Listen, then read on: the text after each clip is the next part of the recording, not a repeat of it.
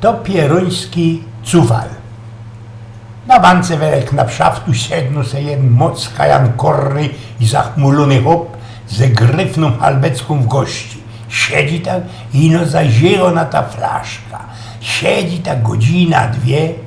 Łorosku niemu podlazuje hop, lump, hachor, osiednu się jak usiadł doma na tej bance wede tego jankornego hopa, zabrał mu frechta jego halbecka i na ekści ją wysłępał.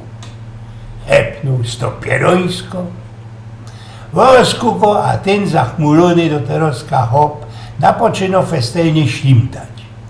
Dej pokój, hopie, nie ślimtej, skończ beczy, jojno przeca szpasowu, go do ten lumpdeczko zgańbiony.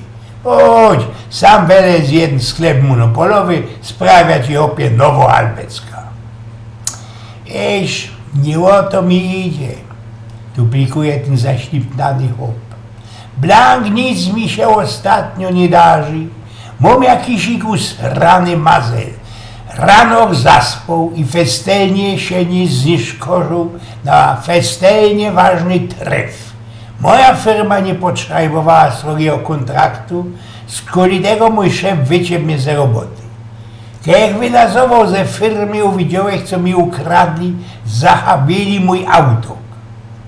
Wziąłeś se taksa, pojechałeś do chałupy, kiedy już ta taksa dojechała, skapnąłeś się i że ustawił driny moja brieftasza ze wszystkimi papierami. A we chałupie co? A we chałupie moja starość drodzą jest z moim najlepszym kamratem. No i co? Pyta się ten honstwo. No toż skoli tego wszystkiego uzdałeś, co się hangna, popełnia samobójstwo.